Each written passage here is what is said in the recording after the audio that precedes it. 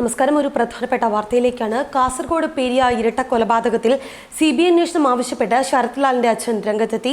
കേസിലെ നിജസ്ഥിതി പുറത്തു കൊണ്ടുവരാൻ CBI കേസ് അന്വേഷിക്കണം. കൊലപാതകത്തിന് പിന്നിൽ മാസങ്ങൾ നീണ്ട ഗൂഢാലോചനയുണ്ടെന്നാണ് അദ്ദേഹം ആരോപിക്കുന്നത്. തന്റെ മകനെ കൊലപ്പെടുത്തിയത് K. Kunhiraman MLA പ്രേരണയിലാണെന്നും Sathyanarayanan തുറന്നടിച്ചു. CBI അന്വേഷണം വേണമെന്ന ബന്ധുക്കളുടെ ആവശ്യം മുഖ്യമന്ത്രിയുടെ ശ്രദ്ധയിൽപ്പെടുത്തുമെന്നും റവന്യൂ മന്ത്രിയും പ്രതികരിച്ചിട്ടുണ്ട്. റവന്യൂ മന്ത്രി E. ചന്ദ്രശേഖരൻ കാസർഗോഡ് പെരിയയിൽ കൊല്ലപ്പെട്ട യൂത്ത് കോൺഗ്രസ് പ്രവർത്തകരുടെ വീട് സന്ദർശിച്ച മടങ്ങവെയാണ് ഇക്കാര്യത്തിൽ പ്രതികരിച്ചത്. CBI അന്വേഷണം വേണമെന്ന ബന്ധുക്കളുടെ ആവശ്യം മുഖ്യമന്ത്രിയുടെ ശ്രദ്ധയിൽപ്പെടുത്തുമെന്നും റവന്യൂ മന്ത്രി പറഞ്ഞു. മക്കൾ നഷ്ടപ്പെട്ട മാതാപിതാക്കളുടെ ദുഃഖം സർക്കാർ മനസ്സിലാക്കുന്നു. സർക്കാർ പ്രതിനിധിയായാണ് താൻ സന്ദർശിക്കാൻ എത്തിയതെന്നും റവന്യൂ മന്ത്രി E. ചന്ദ്രശേഖരൻ പ്രതികരിച്ചു. അതേസമയം കേസുമായി MLAക്ക് ബന്ധമുണ്ടെങ്കിൽ പോലീസിനെ അറിയിക്കുകയാണ് വേണ്ടതെന്ന് CPM സംസ്ഥാന സെക്രട്ടറി കോടിയേരി ബാലകൃഷ്ണൻ പറയുന്നു.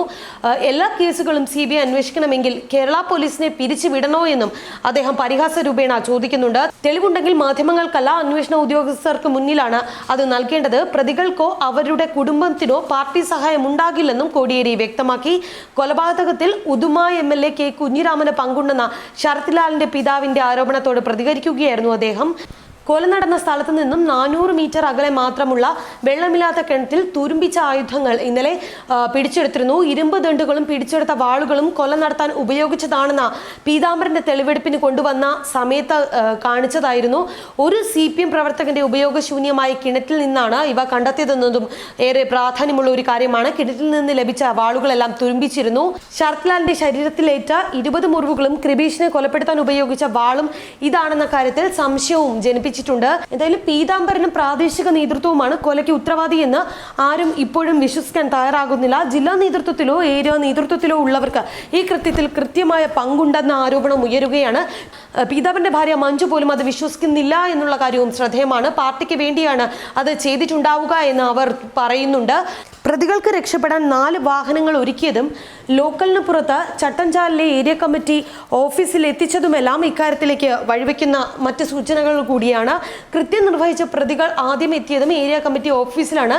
തുടർന്ന് വാഹന പരിശോധനയിൽ നിന്നും രക്ഷപ്പെട്ടു പോകാൻ കിലോമീറ്ററുകളോളം ദൂരത്തിലുള്ള പാക്കം ഗ്രാമത്തിലെത്തിയതും ഒരു ലോക്കൽ നേതൃത്വത്തിന്റെ ഒത്താശയോടെ മാത്രമാകില്ല എന്നും സംശയിക്കുന്നുണ്ട്.